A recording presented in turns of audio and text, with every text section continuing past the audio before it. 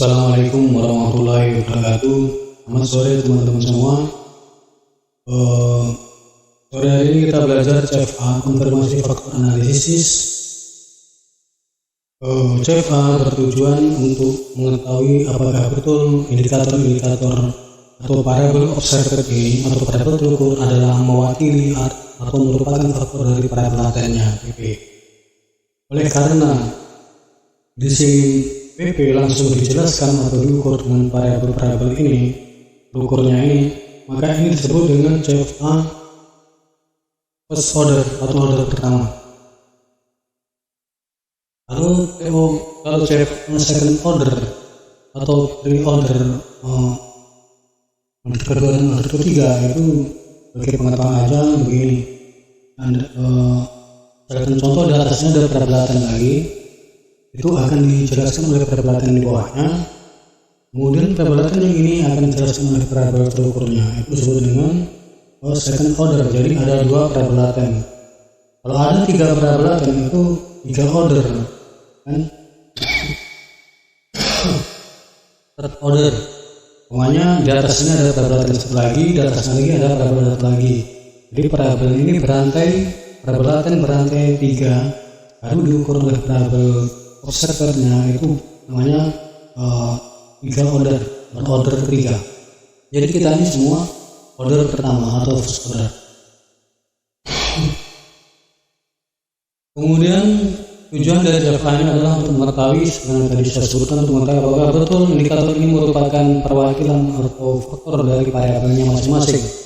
X1 faktor dari PP, X2 faktor dari WT, Y1 dari KK. Ini bisa kita lihat dari nilai GOF-nya. Apabila GOF-nya adalah memenuhi syarat, berarti memang betul lah masing-masing dari item variabel terukurnya adalah merupakan indikator dari variabel latennya. Namun sebaliknya, apabila nilai GOF-nya tidak memenuhi syarat, maka disebut sebagai variabel terukur ini bukanlah merupakan faktor yang baik dari variabel latennya. Kemudian dari CFA ini yang paling penting, kita akan mendapatkan loading faktor di standar loading faktor ini kan. Kemudian dapat error. Jadi ketentuannya diterima atau tidaknya apabila loading faktor ini lebih besar dari 0,7 kan. Atau ketiga teori mengatakan, apabila loading faktor ini lebih besar daripada errornya, maka itu tidak sudah memenuhi syarat GOF dari segi parsial per item. Baliknya, apabila masing-masing loading faktor item ini lebih kecil dari errornya, dikatakan itu bukanlah merupakan faktor yang baik dari variabel latennya. Oke, tentang menggambar ini sangat kawan sudah tahu. Menggambar FA ini sudah pernah saya sampaikan. Itu kita cuma diperkenalkan dengan peta korelasi dengan ada panah dua. Hubungkan sesama variabel laten antar variabel laten sampai terpetakan semua. Artinya tidak boleh variabel laten tertinggal satu pun. Namanya peta korelasi. Setelah itu baru kita input data, ya kan? Input data, baru kita save, baru calculate estimate, baru kita run. Kita dalam hal ini memakai data yang keempat, nama datanya. Nah, jadi di sini dapat kita lihat di sini nilai GOF-nya ini rata-rata sudah memenuhi syarat. Hanya satu yang belum memenuhi syarat, yaitu GFI harusnya 0,9 minimal atau 0,95, tapi di sini masih 0,8 sekian. Sedangkan probabilitasnya udah lebih dari 0,5, udah sangat bagus karena ini udah mendekati 1, sangat lebih besar dari 0,5. Jadi sebetulnya kesimpulannya ini udah memenuhi syarat kok. Nah, cuma ada satu yang tidak memenuhi syarat, yang lainnya memenuhi syarat. Namun apabila kita ingin lebih bagus lagi menyempurnakan GF-nya, arti kita harus menaikkan GF-nya menjadi 0,9. Oleh karena itu kita perlu melakukan modifikasi model ini, atau dalam istilah masnya modifikasi index. Di sana ada petunjuknya. Jadi cara modifikasinya kita tidak boleh mengkorelasikan, tidak boleh mengotak-atik pada latennya, tidak boleh mengotak-atik ini yang ada di sini, tapi kita menambahkan, yang kita tambah adalah antar errornya. Kemudian kita tidak boleh mengkorelasi antar error. Kemudian kita tidak boleh mengkorelasi antar error dengan variabelnya, dengan itemnya, atau kita mengkorelasikan error dengan parameternya, tidak boleh. Atau kita meregresikan dengan tanda satu panah banyak error dengan parameter atau kemanapun, tidak boleh. Nah, dalam CFA modifikasi yang dibolehkan adalah mengkorelasi antar error. Kemudian mengkorelasi antar error ada dua aliran teori lagi, yaitu kita hanya diperbolehkan, aliran teori pertama mengatakan kita hanya diperbolehkan mengkorelasikan antar error dalam suatu variabel, namanya dalam variabel BP aja, tidak boleh keluar. Tidak boleh kita mengkorelasikan error BP ke WT namanya kan. Jadi kita bolehnya BP ke BP aja, error WT di WT aja, antar error WT, dan error di KK kita boleh mengkorelasikan antar error di variabel KK, tidak boleh menyeberang. Kemudian aliran dari yang kedua, kita boleh mengkorelasikan error ke semua variabel yang ada kan? Jadi memang fokusnya aliran dari pertama, yaitu kita cuma mengkorelasikan error dalam satu variabel. Namun apabila korelasi yang dimaksud tidak mencukupi, artinya setelah korelasikan semua variabel errornya dalam satu variabel sudah kita korelasikan semua, ternyata hasilnya belum KF juga, maka kita mau tidak mau harus memakai aliran dari kedua, yaitu kita mengkorelasikan error antar variabel. Jadi dalam contoh ini kita mengenal ke aliran dari kedua, yaitu kita boleh mengkorelasikan error antar error, kita boleh mengkorelasikan antar error antar variabel. Jadi kita boleh mengkorelasikan error di variabel BB ke variabel WT dan ke KTK dan sebagainya. Namun dalam contoh juga kita akan usahakan mengkorelasikan antar error antar variabel yang di sini, yang masing-masing sederhana. Jadi error di sini kita korelasikan antar variabel di sini, kemudian begitu juga di sini dengan di sini. Artinya biar bentuk modelnya biar tidak semena tidak nyebrang. Namun demikian apabila telah korelasi antar error dalam satu variabel ini itu dengan semua dan belum KF, mau tidak mau kita mengkorelasikan error antar variabel yang menyeberang ini kawan. Oke, kita langsung kasih contoh aja cara mengkorelasikannya. Jadi kita mengkorelasikan error tidak boleh sembarangan, yaitu ada petunjuknya di Amos, yaitu pada bagian modification index ya. View output. Jadi di sini ada modification index, ini ada regression varian kode. Kalau regression ini kita disarankan meregresikan. Contoh ini Y55 regression dan Y15. Namun dalam hal ini dalam CFA tidak diperkenalkan modifikasi dengan regresi. Kemudian covarian juga adalah covarian. Modifikasi index dalam covarian adalah kita mengkorelasikan antar error. Jadi antar error dan variabel latennya. Namun di sini dalam CFA kita tidak boleh mengkorelasikan error dengan variabel latennya. Punya ini ya. Ini ada error berapa nih? Ada error 21 ke variabel laten. Tidak boleh. Jadi kita bolehnya yaitu hanya mengkorelasikan error ke errornya, kawan catat kawan. Kemudian ini kan banyak nih error yang mau kita korelasikan, pilihannya banyak sekali. Jadi mana yang perlu utamakan? Supaya dalam memodifikasi ini kita tidak boleh langsung sama-sama kawan. Ini kan banyak langsung kita korelasikan semua, tidak boleh, tapi harus satu-satu. Setelah satu kita korelasikan, langsung kita run, kita calculate estimate, langsung kita run lagi. Lalu kita lihat hasilnya lagi di PU, kita lihat lagi di modifikasi index, baru ininya tampilannya akan berubah lagi, angka-angkanya akan berubah lagi kawan. Jadi tidak sama.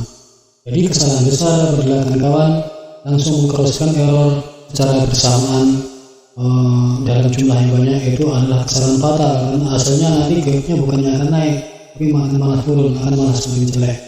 Jadi satu-satu Kemudian prioritasnya satu-satu mana yang kita utamakan, yaitu kita pilih yang nilai MI-nya paling besar.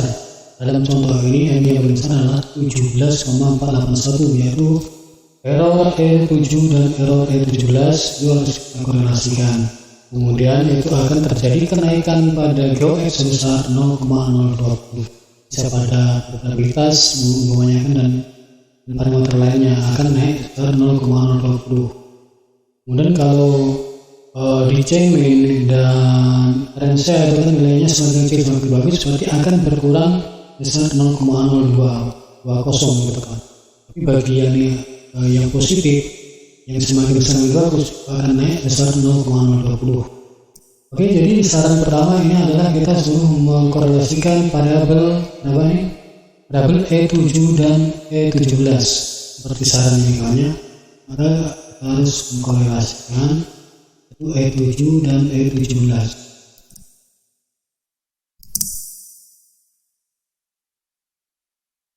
E7 dan E17.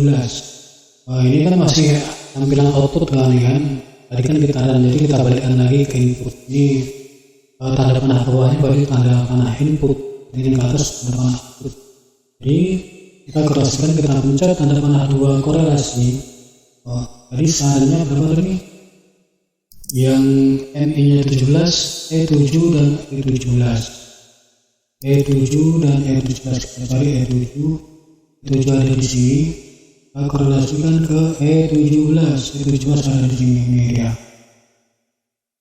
Oke, dan tanda panahnya ini kan ke sini ke dalam, jadi membuat jelek tampilan. Dan kita tarik kembali tanda panahnya, yaitu dengan cara kita klik ini, baru kita tarik ini tanda panahnya ini sampai kita klik sampai nampak merah, baru tarik kembali. Maaf teman. Kan harus ingat tadi waktu sebelum ada ini hapus dulu.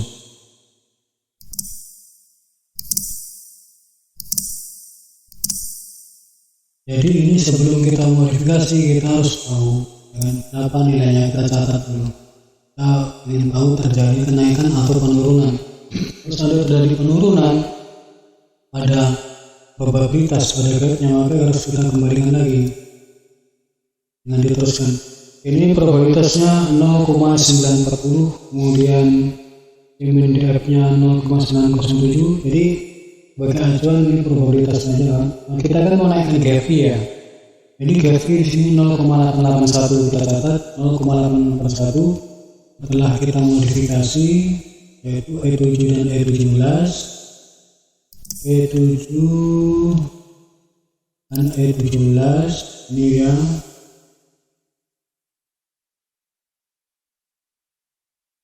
kita perbaiki arah panahnya.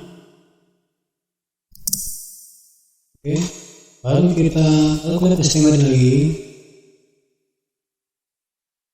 baru kita run. Lihat di sini tadi berapa ini? Tadi berapa? Ini 0,983. Ini 0,88. Pokoknya akan terjadi kenaikan ya kawan. Kemudian ini kan masih F-nya masih bawah 0,9, jadi terus kita lakukan lagi. Kita lihat lagi di bagian modification indices. Kita lihat lagi outputnya di sini. View kemudian take output, baru kita modification indices. Kita lihat di sini MI yang paling besar berapa. Lihat di sini MI paling besar berapa. Yang paling besar di sini 9,5, ini dia 9,5, E29 dan E32. E29 dan E32, 29 dan 32. Oke, kita balikkan lagi ke tanda panah ke bawah, tanda panah input, baru korelasi E29 E32. Ini ya, kita perbaiki arah tanda panahnya. Ini udah. Setelah kita korelasikan E29 dan E32 sesuai dengan modification index yang disarankan oleh Amos, baru kita lihat lagi, kita calculate estimate, baru kita run lagi. Kita lihat di sini sudah terjadi kenaikan kawan.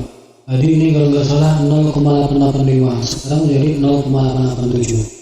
Kemudian baru kita tutup baru kita lihat view, kita lihat modifikasi index lagi, ya kan? View take output modification index, kita lihat lagi yang paling besar lagi mana ini? Yang paling besar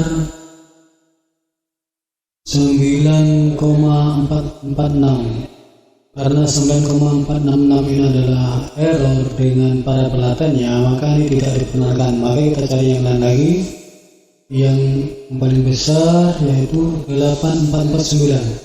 Ini dia 8449, itu error dengan WT para pelatan, tidak boleh juga. Kemudian cari yang besar lagi, ininya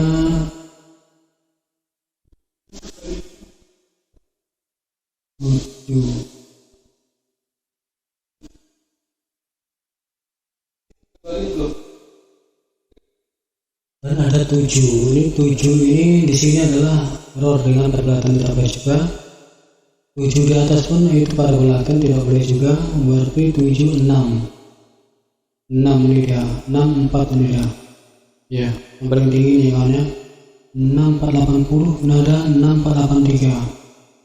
6483 error 13 dan 25. Error 13 dan 25. 13 ada di sini, 25 ada di sini.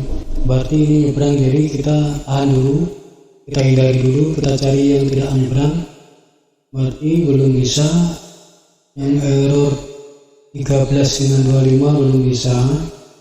Kita cari lagi yang 6, ini dia.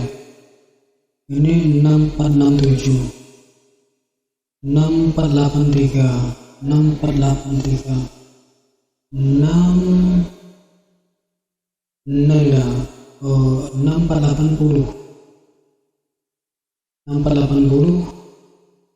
6480, ya 6480, 6480 adalah error 23 dan error 26. Error 23 dan error 26 ini kawan. Udah. Jadi kita klik lagi tanda panah ke bawah, tanda panah 2, baru error 23 dan error 26 ini kawan. Oke, baru kita calculate estimate dan kita run.